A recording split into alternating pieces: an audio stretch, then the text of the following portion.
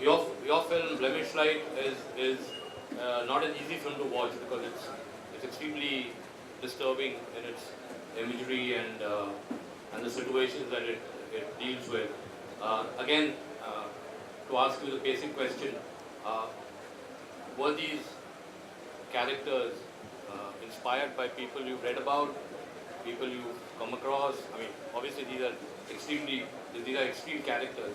Anybody who makes a film, in my opinion, is drawing on his own personal experiences. Growing up, I have seen how religion has kind of carved a shadow over the whole country and sort of violent things happening all around us in name of religion. And sort of growing up, I've seen that. And so I kind of hate the concept of religion, very straightforward. And so I wanted to make a film that definitely expresses that. So I was writing Ayodhya, if that means anything, before Blemish Light.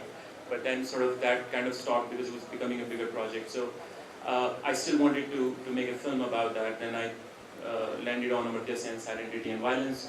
And I decided, okay, I want to make a film about how different identities are kind of boxed as something specific, and how violence is inflicted on them in name of that particular identity. However, we are, so many identities as one individual. So Saibal Chatterjee is a critic, must be a father, a lover, a Hindu, or somebody from Calcutta. I mean, you have so many identities, but when suddenly violence will be inflicted on you in certain scenario in the world we live in, it would be inflicted in name of maybe you are a Hindu person. So I wanted to make a film about that. And so I picked two separate stories, one in New York and one in New Delhi. One dealing with Muslim identity and terrorism, one dealing with homosexual identity and what it faces in India. And I ran them parallel. So all the characters were created like mirror images on both sides. Events are happening in mirror images, and I never wanted them to meet because the film was about something else. It was not just about stories about Muslim issues or stories about homosexuality, but it was or something else. Yeah. But what is most striking about the film is that it takes both these stories to completely over the edge in terms of what happens in the end. I mean, the violence on one side is extremely graphic and brutal.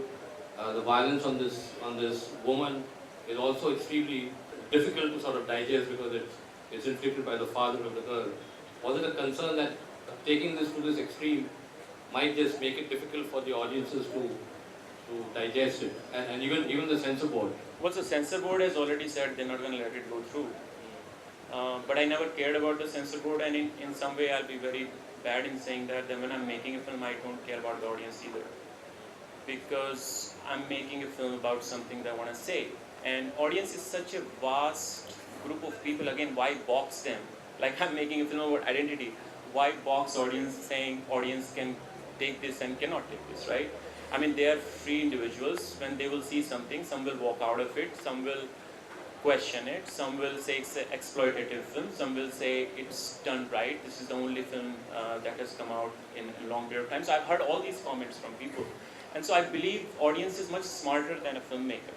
So a filmmaker should just let go of that idea of what audience will do with it and just get on with your business. So I kind of never cared about it. Regarding going over the edge, I mean, unless you say something that's important to be said, what is to be said? I mean, what is the point of leaving it halfway somewhere? I mean, what are you doing? I mean, if you're trying to say something, go ahead. I mean, you're going to spend years of your life making a film. You're going to spend everybody's money on it. You're going to spend 200 people and you're going to work on a crew with you. I mean, give everybody respect and just go all the way through. Say what you want to say. So. But precisely because you're spending money on the film, I mean, obviously most directors would prefer to play safe. I mean, and not, just suggest situations and not actually show them happening, which you don't do. I mean, you actually show them, on the screen. You also have to sell the film. You have to show it to people.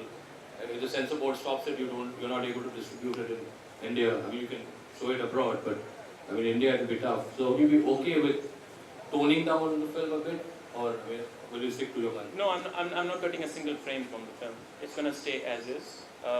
Censor allows it, doesn't allow it. I think the world has changed. I think we can find innovative new ways to subvert the censor board to show the film and find ways to do that. Regarding the question of people who fund the film, I'm sure people who have funded this film of mine would not fund my next film. So that's okay. When I'm gonna do next film, hopefully I'll find somebody else to waste their money. What should I say? I think it's just like you just have to stay honest as a filmmaker. Because a middle ground, I don't know, middle ground doesn't do anything. I mean, in my opinion, I mean, I don't appreciate a film that I go out to watch, which is somewhere here and somewhere there. I'm not going to name the actor, but it was a very famous actor in our Hindi film industry who I approached with the script first. And, he loved the script. He wanted to do the script. I would have got all the money, like the day he would have signed it, I would have got all the money. I wouldn't have gone through the trouble of 3 years trying to make this film. So he read the script and he said, I want to do it. Let's just cut some of this sexuality and this violence from the film, and then it's all good to go. So, like a good student of cinema, my first class in cinema was Stan Brakhage, who says, open your eyes and watch it the way it is. And so I, half an hour, sat down with him, hoping that he's such a such a stalwart in Indian film industry, will understand what I'm trying to say. Half an hour I spent explaining him why it is important for this film to be made, that it should be made. And he didn't budge. So I had to let go of that. Then I sent the script to Victor Banerjee, and I just got a phone call with him, not a single question asked. I'm doing it, when are we shooting? And I just want to praise that man here in front of everybody. The guy didn't ask me for a penny to do the film. So what I'm saying is that he's also a stalwart in the industry. I mean, there are all kind of people. So what I'm trying to say is that there are all kind of films, there are all kind of financiers, there are all kind of audiences. I think there's a possibility for everything. It might be a smaller possibility for something and bigger possibility for something else, but possibilities are there. And the title, I mean, the Fairs and Fairs connection, where did that come from? I'm going to change the title. I've decided to change the title.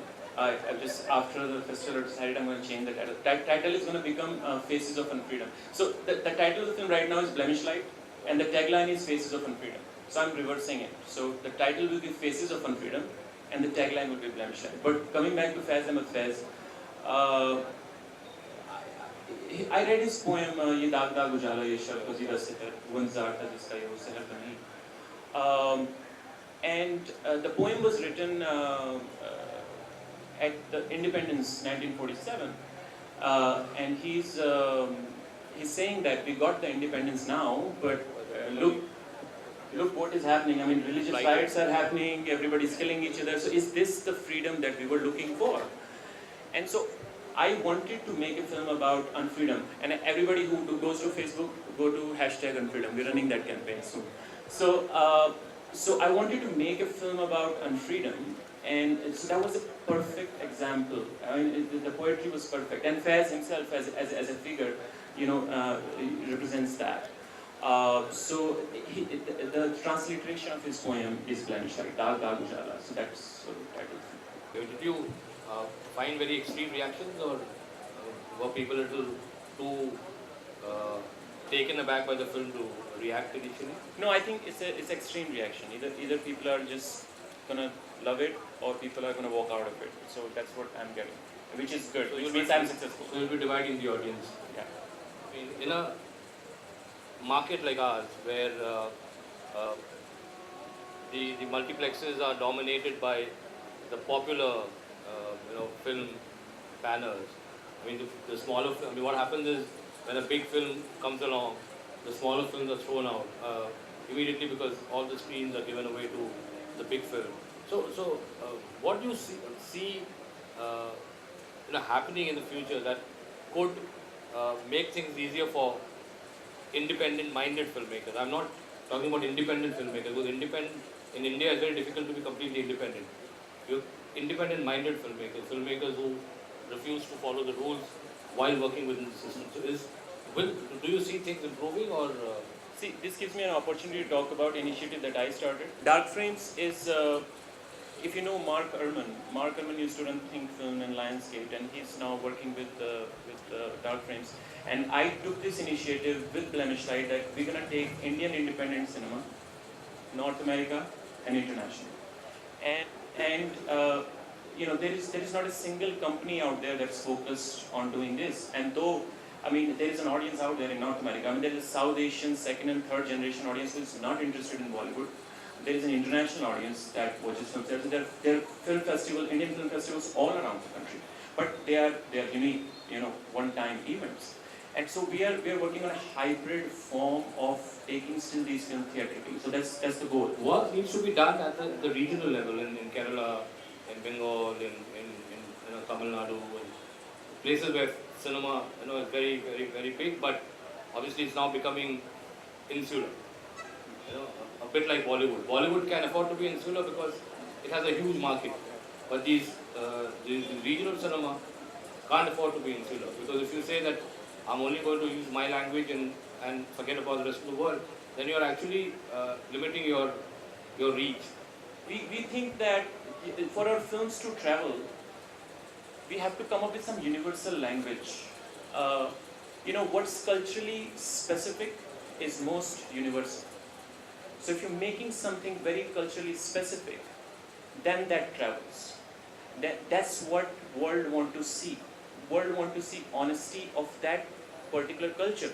If they just want to see a thriller or a horror genre, not to say, just like, mine is also in some ways existential thriller, if I may say. But if they just want to see thriller and horror and all that kind of, they make tons of that. I mean, you go IFFK market, there is shitload of films that they make of their own, which has no cultural specificity. This is just films that can travel around the world. So if Hollywood is most successful in doing that. So we make culturally specific, unique films that are very personal to us, and those will travel. I mean, that's what I think. And but we have to sort of get together and push this out. I mean, everybody's talking here about film market, Goa, and you know, I've traveled film market for so many times. So it's kind of misconception that okay, people are coming over there and just films are going and being sold and all that. I mean, it's just really not true. Even the international companies who are coming there and taking the films, they sit on those films for 5 years. I mean, I know the filmmakers whose films have gone, and what really they have made out of them internationally is pretty much nothing.